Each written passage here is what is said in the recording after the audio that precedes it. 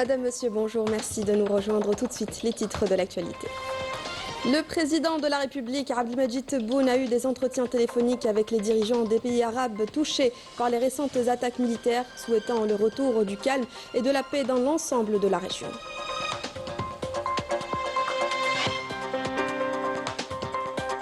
Les travaux de réalisation d'un méga silo de stockage à Relizane avancent à un rythme soutenu, un acquis important pour la région. Le Marzane continue de faire la sourde oreille, laissant les populations dans la précarité avec un accès limité aux services de base.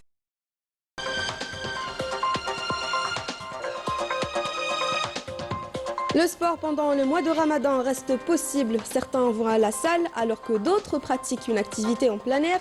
Chacun trouve son rythme pour rester en forme. Bienvenue à tous.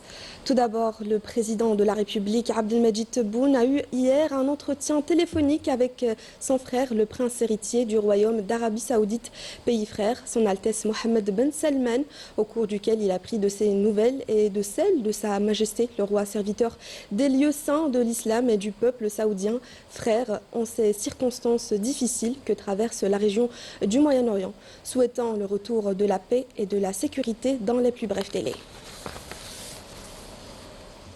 Le président de la République, Abdelmadjid Tebboune, s'est également entretenu par téléphone avec son frère Abdallah II, souverain du royaume hachimite de Jordanie, pays frère, sur la situation dans la région et ses répercussions sur le peuple jordanien frère, souhaitant le retour du calme et de la paix en Jordanie et dans l'ensemble de la région.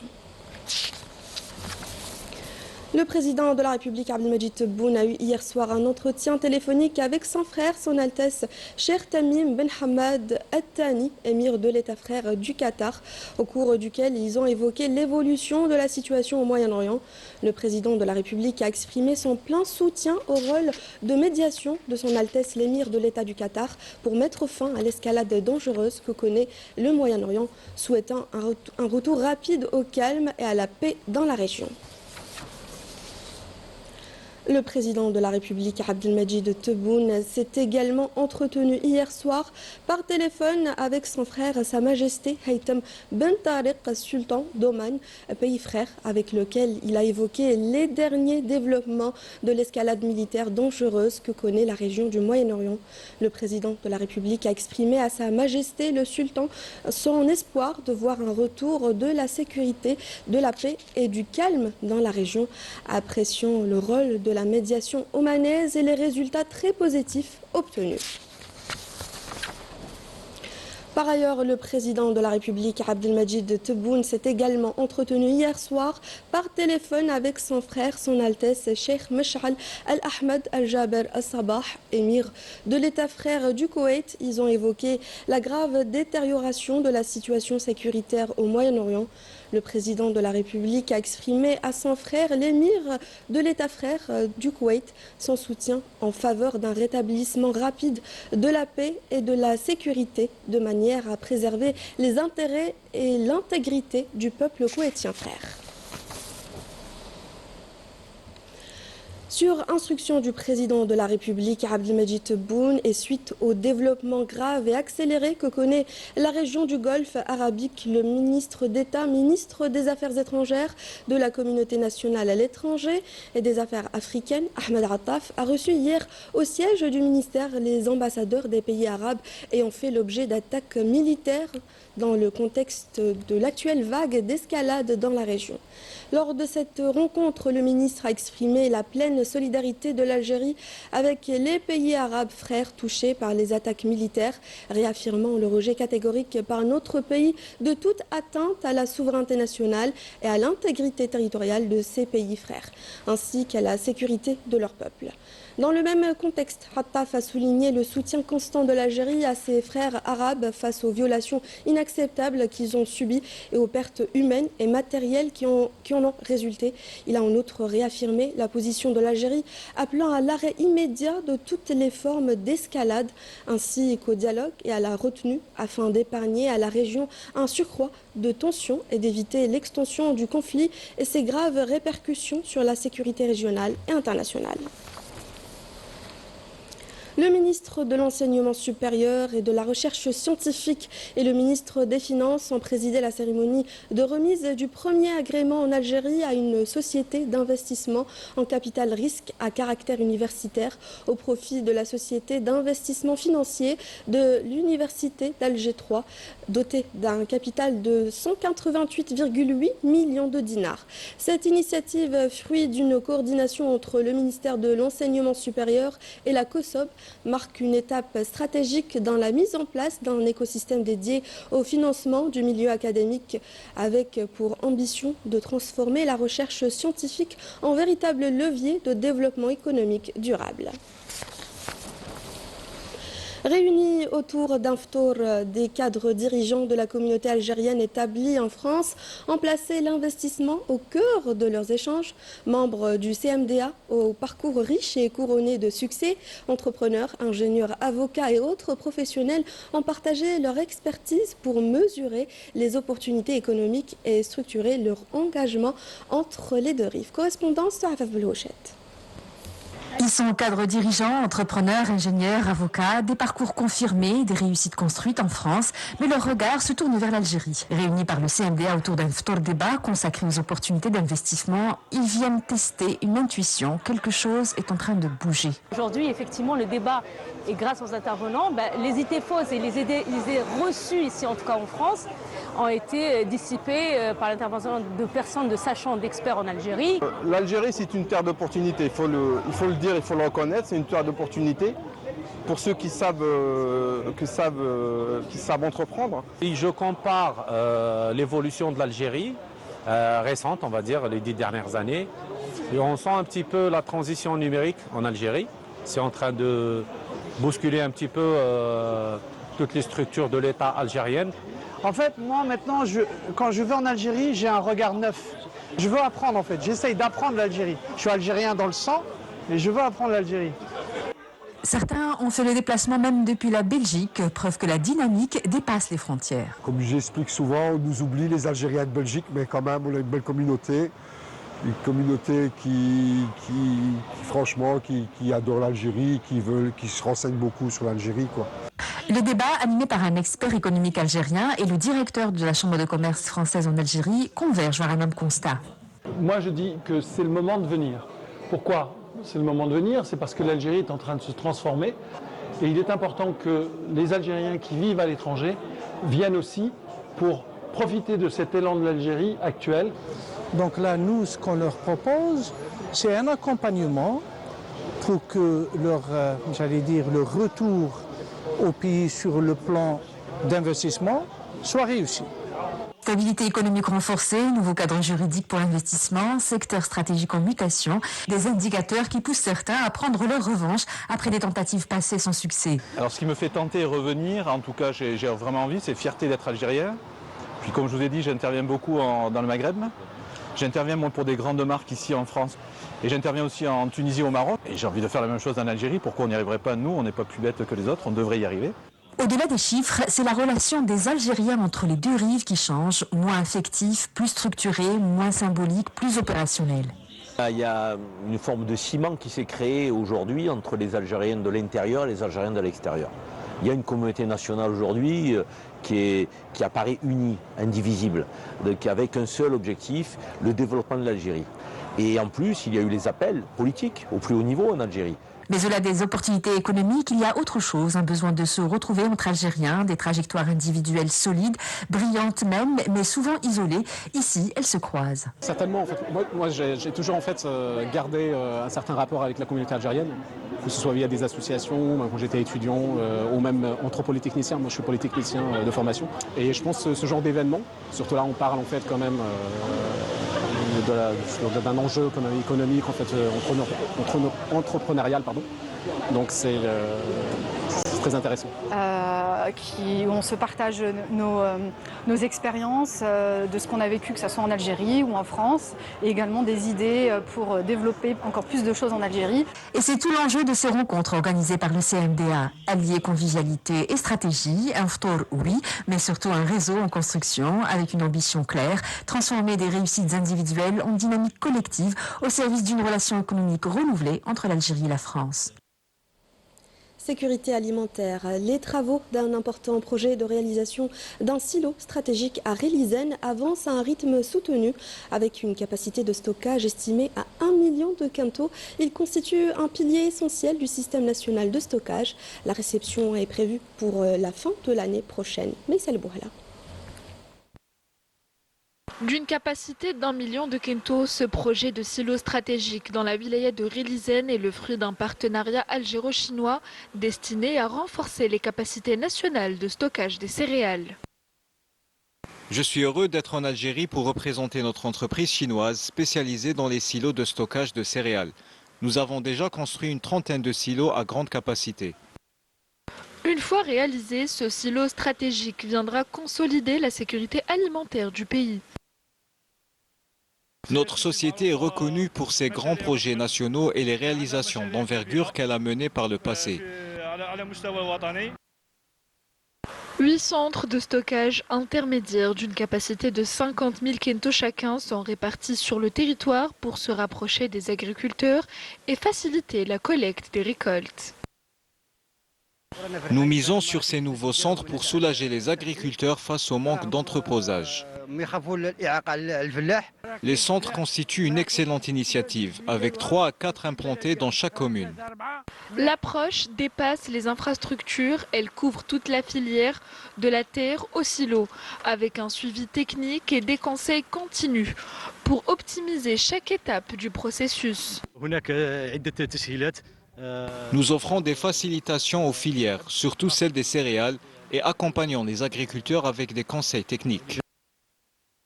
Rélizen s'impose ainsi comme un moteur du développement agricole, combinant production et stockage dans une vision globale qui vise à renforcer la sécurité alimentaire et à moderniser la chaîne d'approvisionnement. Et à Tarf, l'arboriculture fruitière est en plein essor.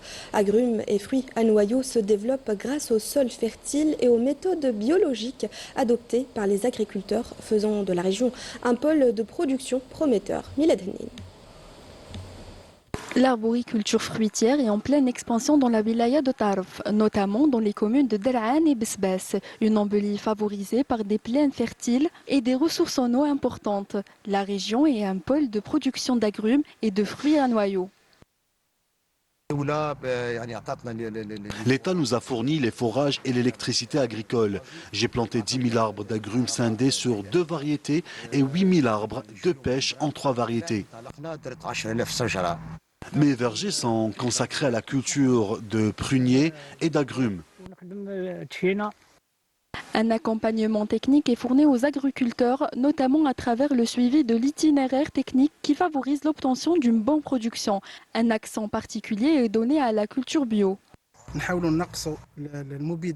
Nous essayons de réduire l'utilisation des pesticides cette année. Nous expérimentons des méthodes biologiques comme les pièges à mouches de fruits ainsi que la pisciculture intégrée qui permet d'utiliser l'eau très riche des bassins pour irriguer les cultures. Cette année, la production a été très bonne. Nous avons obtenu 300 quintaux par hectare grâce au soutien de l'État, notamment pour les engrais, les forages et l'irrigation. L'arboriculture fruitière est un levier économique majeur dans la wilaya de Tarf. Ce segment est en progression constante grâce à l'engagement des agriculteurs et au soutien de l'État.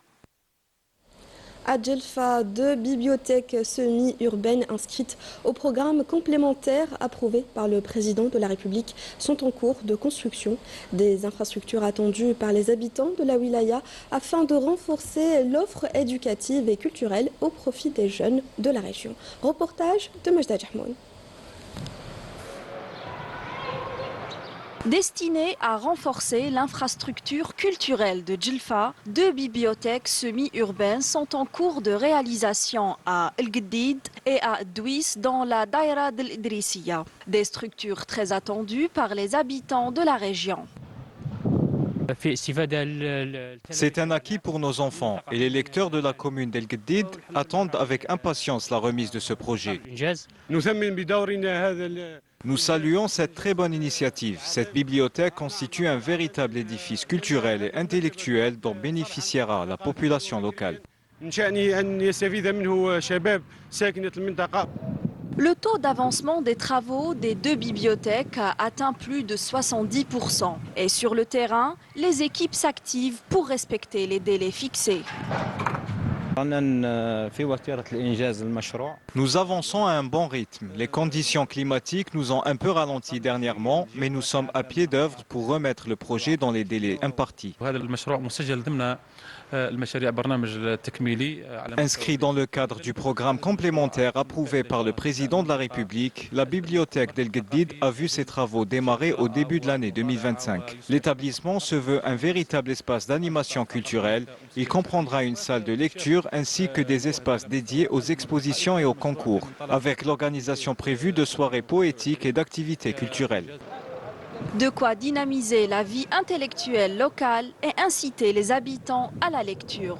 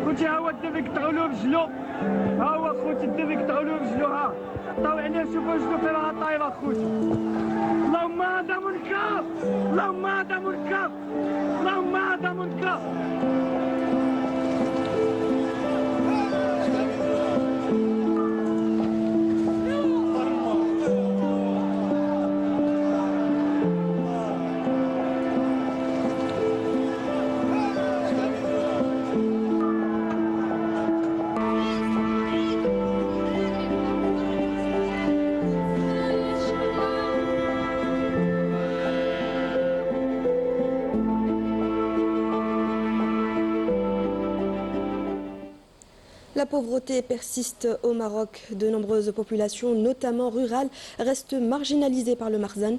L'accès à l'emploi, au transport et aux services de base reste limité, laissant les habitants vulnérables dans la précarité. Raouf Hamouche. Au Maroc, des droits fondamentaux comme l'éducation ou la santé deviennent des privilèges, accentuant le sentiment d'injustice et d'inégalité chez de nombreux Marocains. On est oublié ici.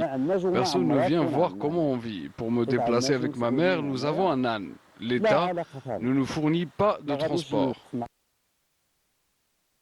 Dans ces régions isolées, le transport devient un luxe, une situation qui creuse l'écart entre les plus démunis et les nantis, mettant à nu une société fracturée. On vit dans l'oubli, personne ne se soucie de nous. On manque de tout, même de l'essentiel comme la nourriture. On est marginalisé comme si notre vie ne comptait pas. On vit sans électricité, dans le froid glacial des montagnes. Chaque nuit est un calvaire et personne ne vient voir ce que l'on endure. Le Marzan prive son peuple de ses droits. Il est même parvenu à anéantir tous ses espoirs.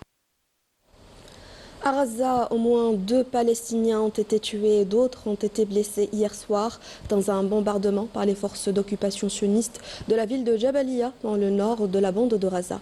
Malgré le cessez-le-feu, les Palestiniens continuent de vivre dans l'insécurité et font face aux attaques répétées de l'entité sioniste. Le bilan continue également de s'alourdir, dont la plupart des victimes sont des femmes et des enfants. Revenons chez nous. Ramadan et sport, les jeunes ne ralentissent pas. Avant le ftour, certains se rendent à la salle, d'autres font du sport en plein air. Il suffit juste d'adapter le rythme pour rester en forme pendant le jeûne. Reportage de Yasmine Amri, commentaire de Amira Sifta. À quelques minutes de l'Aden du Maghreb, Ibrahim accélère le rythme. Comme beaucoup, il a choisi de transformer l'attente de l'iftar en séance de sport. Dans cet espace dédié à l'entraînement, chaque mouvement est calculé. Objectif, rester en forme, préserver sa santé, malgré le jeûne. J'aime bien m'entraîner 1 à 2 heures avant l'Aden de l'iftar, parce que ça améliore la condition physique, la circulation sanguine et l'humeur. De préférence pas s'entraîner tous les jours, surtout pour quelqu'un qui veut gagner du poids. Donc une fois dans 3 jours dans Ramadan, ça marche. La plupart des jeunes arrêtent tout le mois de Ramadan. Même la salle est un peu vide par rapport à l'habitude. Certains n'aiment pas faire de sport pendant qu'ils jeûnent. Du coup, ils attendent après l'iftar et il y a ceux qui préfèrent s'entraîner avant l'iftar parce qu'ils se sentent plus légers. Pendant le ramadan, l'activité physique ne s'improvise pas. Un programme adapté permet de bouger sans s'épuiser, de maintenir l'équilibre du corps tout en respectant ses limites. On poursuit nos entraînements pendant le ramadan et on profite du mois sacré pour être en de meilleures conditions physiques. Je préfère à mon niveau une goutte. Ce que je préconise pour mes athlètes, c'est de manger léger pendant cette période. Le meilleur moment où on peut pratiquer le sport, c'est bien avant la rupture du jeûne. Parce que il faut penser à ce que l'être humain s'est privé de manger pendant plusieurs heures, plus de 10 heures. Donc il faut diminuer, réduire la durée de l'exercice physique et également réduire l'intensité de l'exercice. Bien encadré, le sport devient alors bien plus qu'un effort. Une discipline, une routine, presque une philosophie de vie au rythme du mois sacré. C'est la fin de ce journal. Merci de nous avoir suivis. Excellente journée à tous.